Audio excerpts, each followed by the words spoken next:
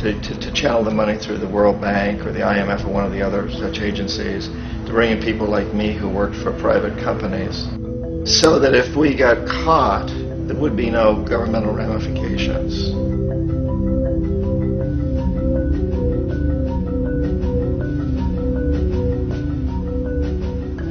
When Arbenz became president of Guatemala, the country was very much under the thumbs of United Fruit Company, the big international corporations. And Arbenz ran on this ticket that says, you know, we want to get the land back to the people. And once he took power, he was implementing policies that would do exactly that, give land rights back to the people.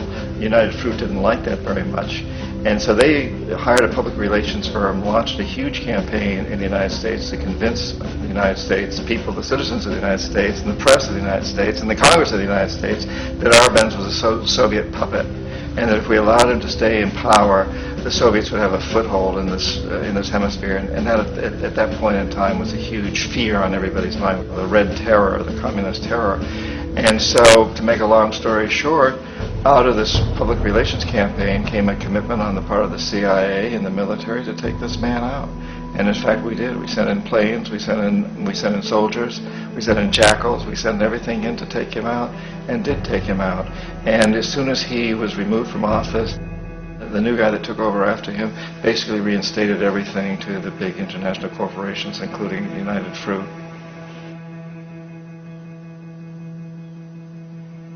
Ecuador for many, many years had been ruled by pro-U.S. dictators, often relatively brutal. Then it was decided that they were going to have a truly democratic election. Jaime Roldos ran for office, and his main goal, he said, as president would be to make sure that Ecuador's resources were used to help the people. And he won, overwhelming, by more votes than anybody had ever won anything in Ecuador. And he began to implement these policies to make sure that the profits from oil went to help the people. Well, we didn't like that in the United States.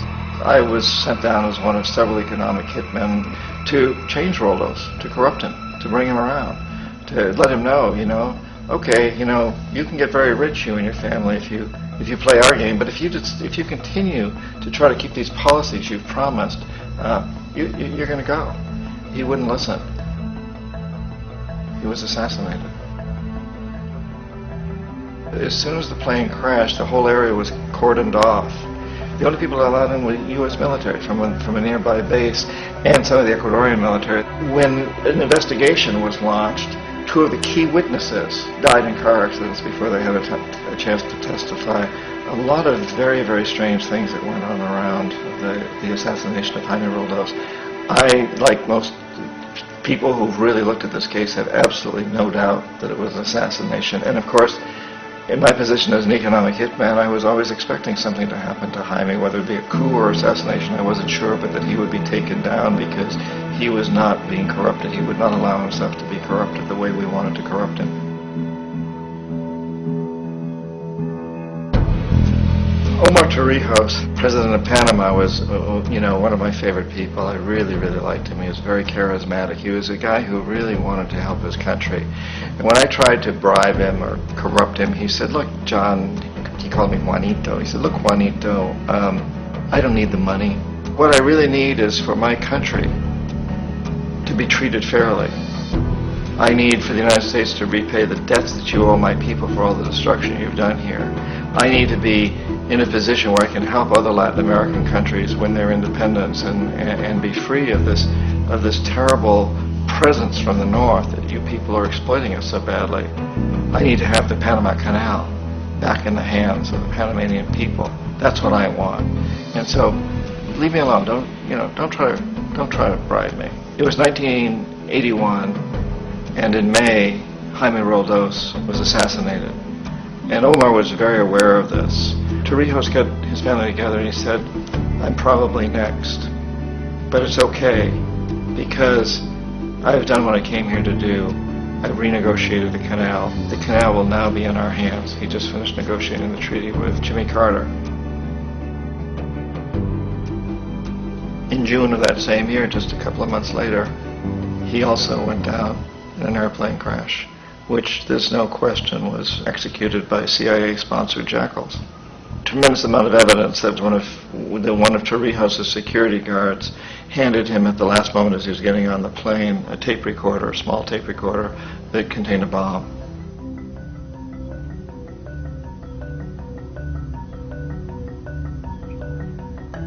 It is interesting to me how this system has continued pretty much the same way for years and years and years, except the economic hitmen have got better and better and better. Then we come up with, very recently, what happened in Venezuela. In 1998, Hugo Chavez gets elected president, following a long line of presidents who had been very corrupt and basically destroyed the economy of the country. And Chavez was elected amidst all that. Chavez stood up to the United States, and he's done it primarily demanding that Venezuelan oil be used to help the Venezuelan people. Well, we didn't like that in the United States. So in 2002, a coup was staged, which there's no question in my mind, and most other people's minds, that the CIA was behind that coup.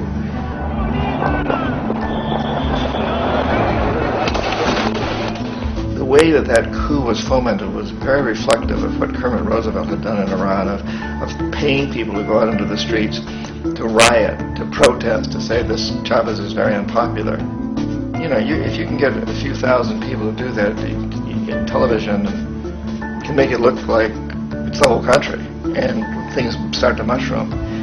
Except in the case of Chavez, he was smart enough, and the people were so strongly behind him that they overcame it, which was a phenomenal moment in the history of Latin America.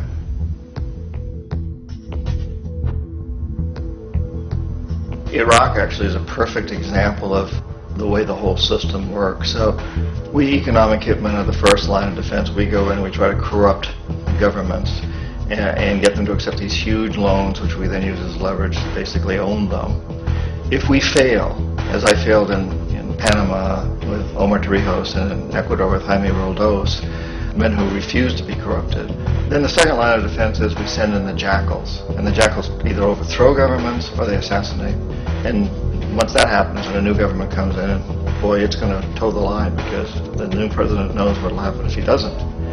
In the case of Iraq, both of those things failed. Economic hitmen were not able to get through to Saddam Hussein. We tried very hard. We tried to get him to accept a deal very similar to what the House of Saud had accepted in Saudi Arabia, but he wouldn't accept it.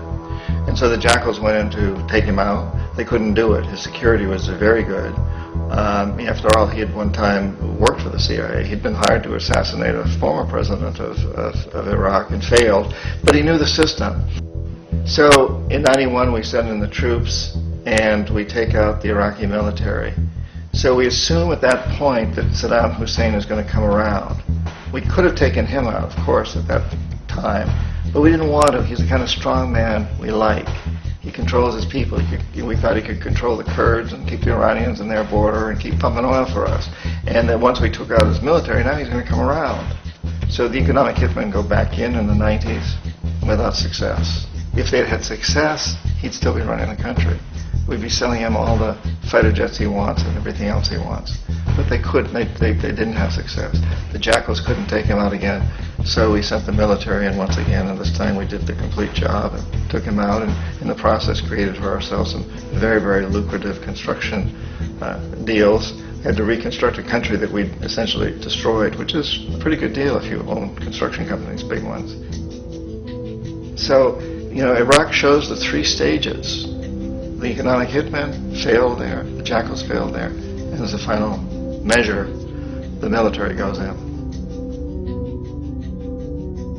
And in that way, we've really created an empire, but we've done it very, very subtly. It's clandestine. All the empires of the past were built on the military, and everybody knew they were building them. So the British knew they were building them, the French, the Germans, the Romans, the Greeks, and they were proud of it. And they always had some excuse, like spreading civilization, spreading some religion, something like that. But they knew they were doing it. We don't.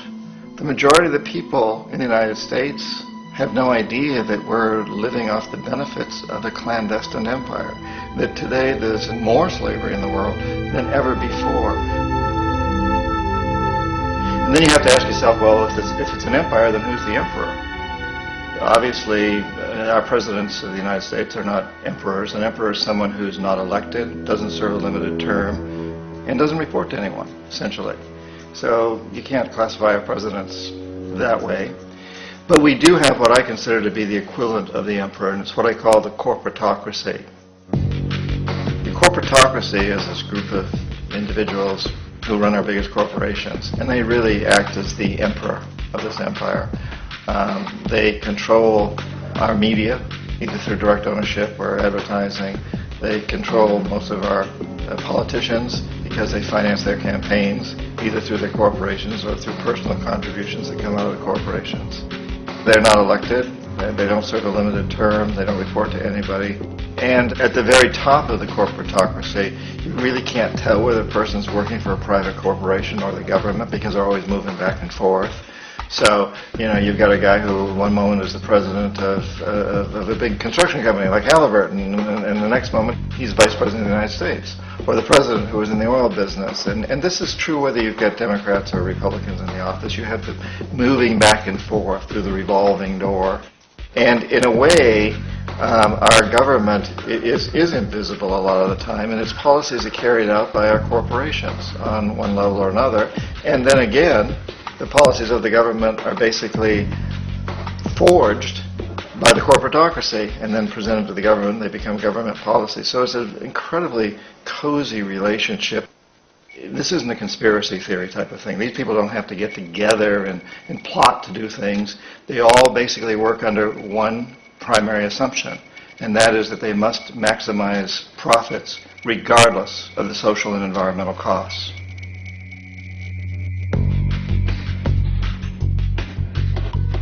This process of manipulation by the corporatocracy through the use of debt, bribery, and political overthrow is called globalization. Just as the Federal Reserve keeps the American public in a position of indentured servitude through perpetual debt, inflation, and interest, the World Bank and IMF serve this role on a global scale. The basic scam is simple.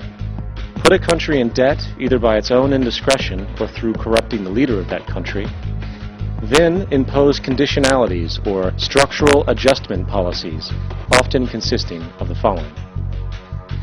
Currency devaluation. When the value of a currency drops, so does everything valued in it. This makes indigenous resources available to predator countries at a fraction of their worth.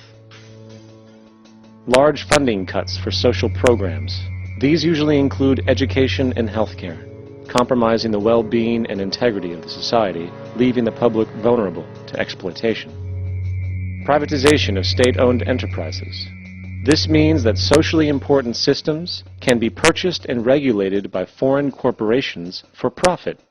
For example, in 1999, the World Bank insisted that the Bolivian government sell the public water system of its third largest city to a subsidy of the U.S. corporation Bechtel. As soon as this occurred, water bills for the already impoverished local residents skyrocketed. It wasn't until after a full-blown revolt by the people that the Bechtel contract was nullified. Then there is trade liberalization, or the opening up of the economy through removing any restrictions on foreign trade. This allows for a number of abusive economic manifestations, such as transnational corporations bringing in their own mass-produced products, undercutting the indigenous production and ruining local economies. An example is Jamaica, which, after accepting loans and conditionalities from the World Bank, lost its largest cash crop markets due to competition with Western imports. Today, countless farmers are out of work, for they are unable to compete with the large corporations. Another variation is the creation of numerous seemingly unnoticed, unregulated, inhumane sweatshop factories, which take advantage of the imposed economic hardship. Additionally, due to production deregulation, environmental destruction is perpetual, as a country's resources are often exploited by the indifferent corporations while outputting large amounts of deliberate pollution. The largest environmental lawsuit in the history of the world today is being brought on behalf of 30,000 Ecuadorian Amazonian people against Texaco, which is now owned by Chevron. So today it's against Chevron, but for activities conducted by Texaco. estimated to be more than 18 times what Exxon Valdez dumped into the coast of